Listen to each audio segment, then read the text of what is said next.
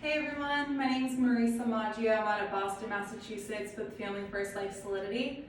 Today I want to talk about what I call the role and purpose. To me, this is a make or break in the home. Essentially, if you don't have the correct posture and structure when you go into the home and you start sitting with the client, then essentially you're probably not going to close in the home because you did not set the proper expectations.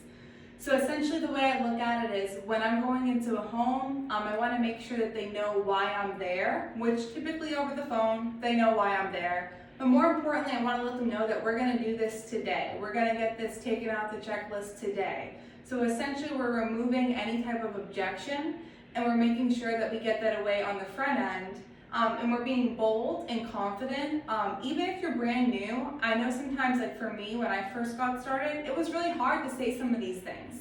But once you realize your close ratio goes from 25% to 85%, you won't have a problem saying these things. So it's the great part about it, and you're being upfront with your client, which is the most important thing that we can do as agents. So role and purpose is going to cover a couple of things.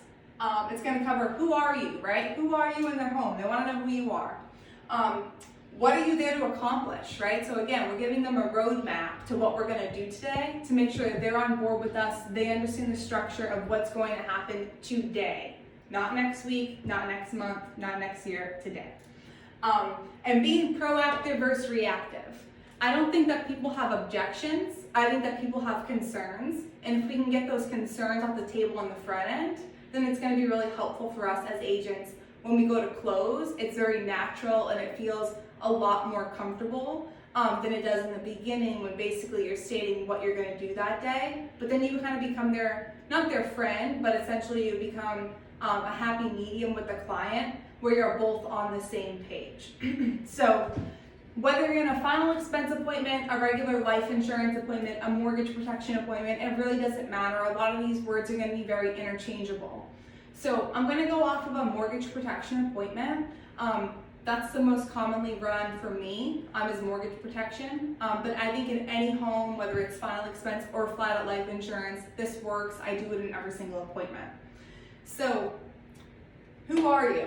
That's the first thing they want to know. So I sit down with John and Mary, I go in the home, I say, shoes on or off, typically they say, oh, you can just leave them on or however you're comfortable. You walk in the home, I'm gonna say kitchen table's that way, and I have no idea where the kitchen table is, but it's me taking initiative to make sure that the client knows that I need a table to sit at and we're about to do business. So then they'll be like, oh no, it's this way. They welcome you on in, which is great. And now I might compliment the home, I might compliment the area, I might compliment, the picture on the wall, something that I can actually relate to. I'm not gonna compliment like their ski trip because I don't know how to ski. So that's just not what I'm gonna do. It doesn't work to build fake rapport. And for me, you're gonna build a lot more rapport, meaning, essentially a common ground with the client when you're going through your financial inventory. So don't worry about that so much before you go into your opening. So I'm going to compliment John or Mary on, again, beautiful home, it's in a great area, congratulations on the home, whatever it might be. From there, we sit down. Again, I'm going to get right down to business. So I'm going to say, so John, I know we spoke on the phone, just to make sure you're with me, and I flip the form over, I say, you do remember filling this out and sending it back in? John says, yeah, we just spoke on the phone, right? So obviously John's like, yeah, I remember. And I'm going to say, all right, well, just to make sure we're all on the same page, and this is what I'm hopping into essentially my role and purpose, I just want to tell you guys, who I am, my role, my purpose, and really what I'm here to help you guys to accomplish today. So I'm what they call a field underwriter or a broker, and really what that means is I work together with several dozen companies that do these mortgage protection plans. Meaning, John and Mary, I'm not individual to any one insurance company, I'm much more individual to you, to get you and your family the best rate based off what we're looking to cover.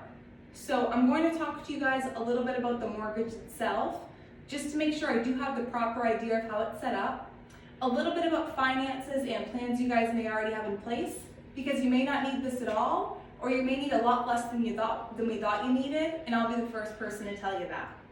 And then I am going to talk to you guys a little bit about your health, not to be invasive, just to make sure whatever company we're looking at, we're going to be able to get you approved for that coverage today and not decline for the coverage. And now, John and Mary, your job today is just to kind of help me help you. What I mean by that is we all have a budget.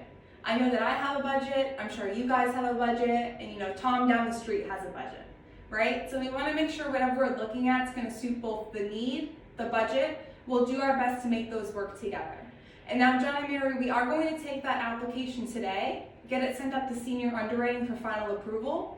Typically takes just about 1 to 3 business days to get an approval or a decline, and then from there we'll have the coverage in place for your family. Sound good? And they always say yes. So you're getting them on the yes train. They're nodding their head. We're going to talk about the mortgage. We're going to talk about your finances. So essentially, now when you're going and transitioning into the financial inventory sheet, you're not kidnapping your client. They know exactly what you're going to do. It's very well structured and laid out. That way you're able to make sure you're alleviating objections. I don't get I have to think about it because I already told John and Mary that we're going to take the application today. We're going to get it sent up to senior underwriting today. So you've heard me say today many times throughout my role and purpose. The whole reason for that is because there's typically going to be 2 main objections, to be fair, that you're going to get. It's going to be, I need to think about it, or I can't afford it. And now I just told John and Mary that their budget, everybody has a budget, meaning that there's not a one-size-fits-all program. So really, I'm alleviating all of these objections on the front end. So when I say sound good, and I'm nodding my head, sound good, that's what we call a tie down or a pre-close, meaning that we're able to get the client on board with us. When they say yes, which is 95% of the time, then I know that I'm in a good situation, and that as long as I can find a plan that suits their need and their budget, and I can make them work together, that it's going to be a sale. So that's really what the role and purpose is geared to do. So again, who are you? What are you there to accomplish? And being proactive versus reactive.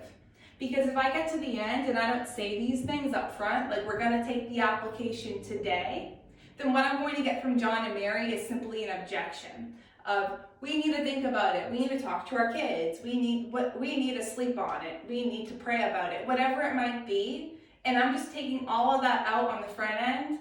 And now the only way that I can mess this up, if I do my role and purpose and I do the sounds good, is if they don't like or trust me.